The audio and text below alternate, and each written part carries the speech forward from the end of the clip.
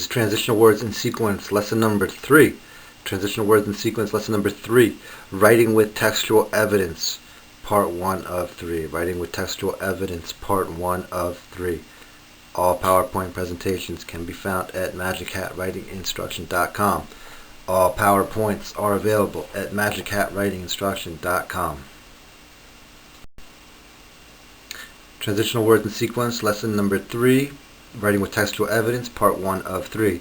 The objective today is to use transitional words in sequence to write a paragraph with textual evidence. Again, the objective is to use transitional words in sequence to write a paragraph with textual evidence. You will need a few handouts. You'll need sentence starters number 1. You'll need article number 1 and textual evidence model paragraph. All these handouts are at magichatwritinginstruction.com. So go to magichatwritinginstruction.com and print out these handouts, sentence starters number 1, article 1, and the textual evidence model paragraph. Writing with textual evidence is probably more important now than it ever has been in the past for English language instruction. The new Common Core state standards require that you write with textual evidence.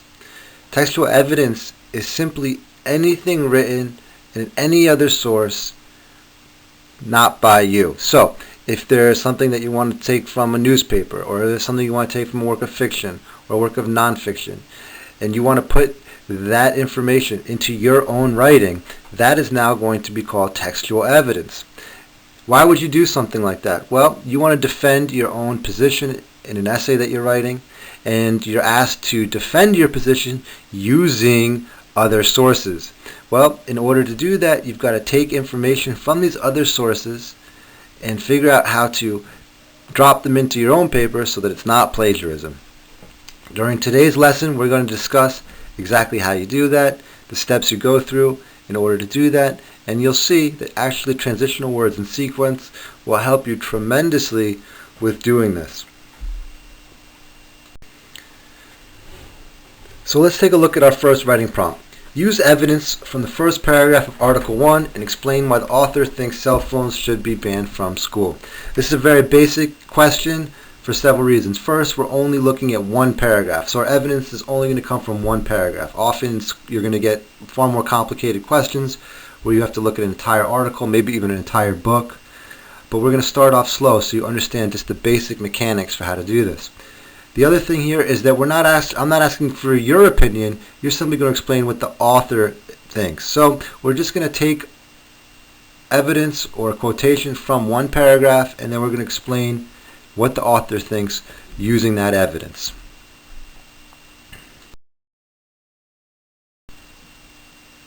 While the focus of this series is on transitional words in sequence, which is a method of writing instruction for the struggling and frustrated writer, I do want to mention at the outset that whenever you're dealing with another text, as is going to be the case when you write with textual evidence, you must always ask who wrote it, why'd they write it, who's the audience. So immediately, as soon as you're given another text, you need to figure out the context. Who wrote it, why'd they write it, who is the audience. Just immediately, before you even start using the writing, you need to think about these questions. So today we're going to be using an article that was written by a teacher. It's part of an editorial in the newspaper, and she's going to discuss her view on cell phones. So you should all have the handout now. This should be the handout that's on your desk. It's TWS Article 1, and I've put the first paragraph in red just so you can see we're really only going to focus now on the very first paragraph. Again, this is written by a teacher. It's an editorial in a newspaper, and she's basically explaining to you why she thinks cell phones should not be allowed in school. Let's take a look at the article. Please have it out on your desk. We're going to go through and read the first paragraph. So here's the first paragraph from our article, Cell Phones Should Be Banned. As a former New York City public school teacher, I can tell you that cell phones don't belong in the classroom. A student with a cell phone is an uninterested student, one with a short attention span who cares more about socializing than education. When I was teaching, all too often I turned around from writing something on the blackboard to find students text messaging or otherwise playing with their phones.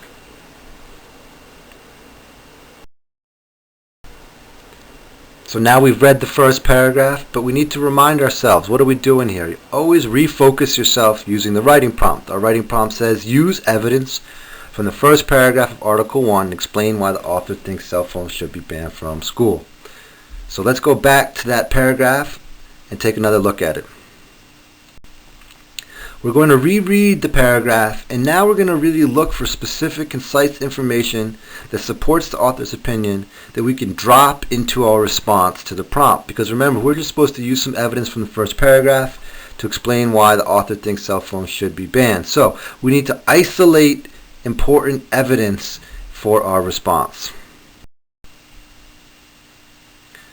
So now we're rereading our paragraph, and we're trying to figure out our most vital, concise piece of information here that will allow us to really express the author's opinion clearly. So I've selected this piece. A student with the cell phone is an uninterested student, one with a short attention span who cares more about socializing than education.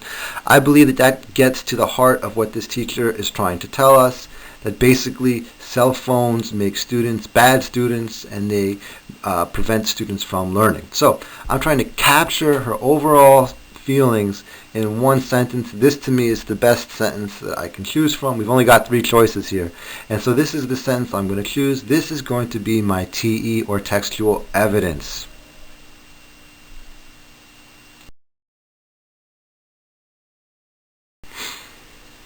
Again, just to make sure it's crystal clear, we now have our textual evidence or TE from paragraph 1. And it is a student with cell phones is an uninterested student, one with a short attention span, who cares more about socializing than education.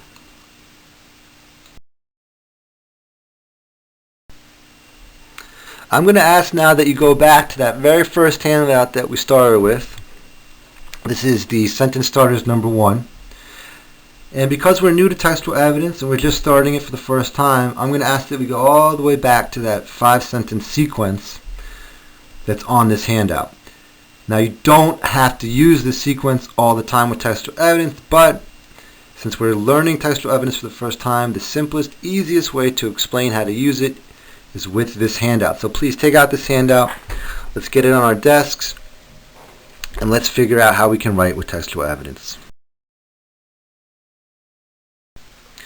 So here's our basic 5-sentence sequence with our generalized category in sentence 1, illustration sentence 2, restatement 3, addition 4, summarizing 5. Now, the difference, of course, is that we're going to use textual evidence in our sentence 2, illustration sentence.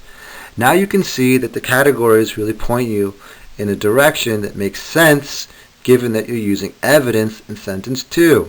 Sentence 3 now, you're going to put the T in your own words. In sentence 4, we're going to paraphrase new information from the article, and then finally we'll conclude. So again, these are your basic categories from that very first handout. We're going to return to them just for a little bit until you understand how to use textual evidence.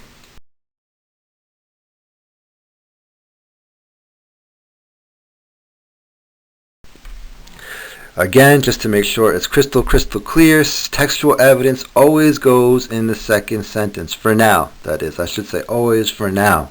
Until you get comfortable with this, you can then start to take a lot more risks and be a little bit more creative with how you use your evidence. But for now, second sentence.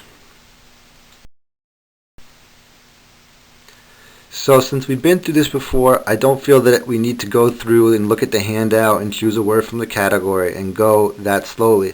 I'm going to go ahead right now and do the model response. I would hope that you can try to do it along with me. We'll start off, of course, using a generalizing word from our sentence 1 words on our basic sentence starters handout. And here's what I've got. On the whole, Jess Sakia, a former high school teacher, thinks cell phones should be banned from school. Okay, I open up with a very concise answer to the question. I just need to say that this author thinks cell phones should be banned from school. I also introduce the author, Jess Sakia, and I explain that she's a high school teacher. This is important because, again, we want to always make clear that the context of the writing. In this case, it's important to note that the person who wrote the article is a former high school teacher. So, we've accomplished 2 things with our first sentence. We've introduced the writer, given her a little bit of context. We've told the reader she's a former high school teacher, and we've concisely expressed her opinion, cell phones should be banned from school. And of course, we've done all of this using a word from the generalizing category.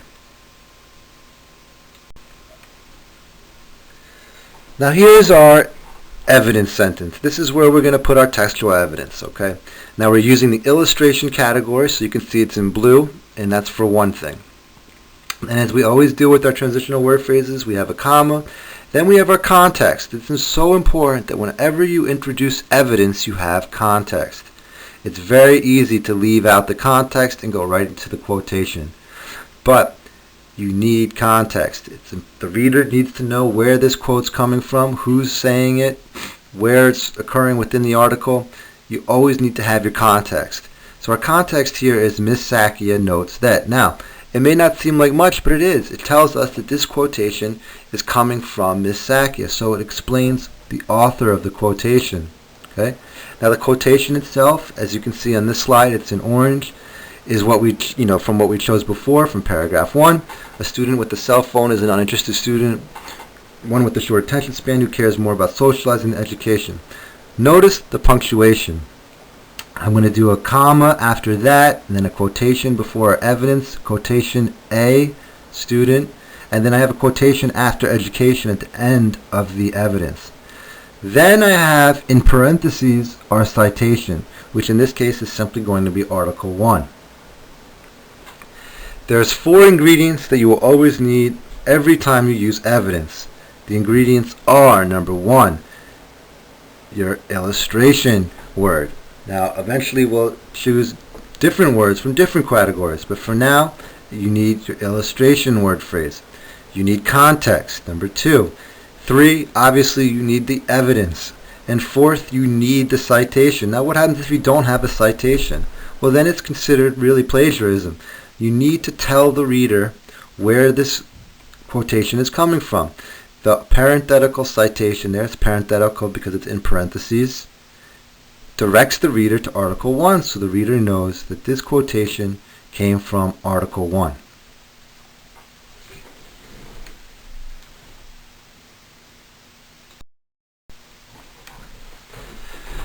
Okay, so now that we've got our evidence, we've got to go on and explain our evidence. Okay, now when I say explain our evidence, what I mean here is put it into your own words. Let the reader know that you understand the evidence. Okay, so look at our third sentence. We took the restatement phrase, in other words, and we're going to write, in other words, cell phones prevent the students from focusing on the teacher. It simply restates the evidence, puts it into your own words, and shows the reader that you understand the evidence, that you've been able to internalize it, and that you understand it.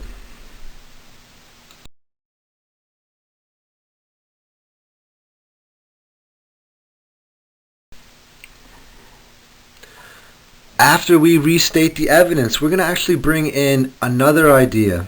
Now remember that this new idea that you bring in must gel with your topic sentence. So it must gel with, on the whole, Josaki, a former high school teacher, thinks cell phones should be banned from school. So let's take a look at our additional sentence and see if it gels with our topic sentence. Furthermore, cell phones are intended to help students socialize, not learn. Again, furthermore, cell phones are intended to help students socialize, not learn. Yes, it does gel with our topic sentence, which is that they should be banned. It brings in a little bit of new information or a new perspective on the information, and it furthers our point that this is what Ms. Sakia thinks, cell phones should be banned from school.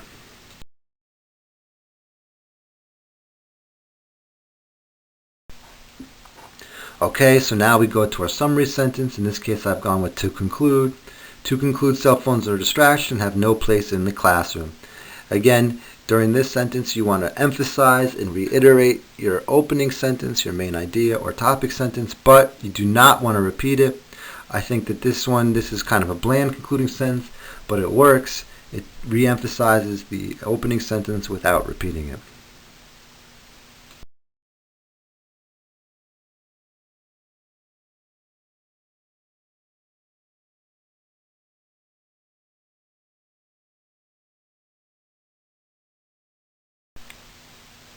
So in this lesson, we learned how to use textual evidence using our basic sequences from our first sentence starter handout.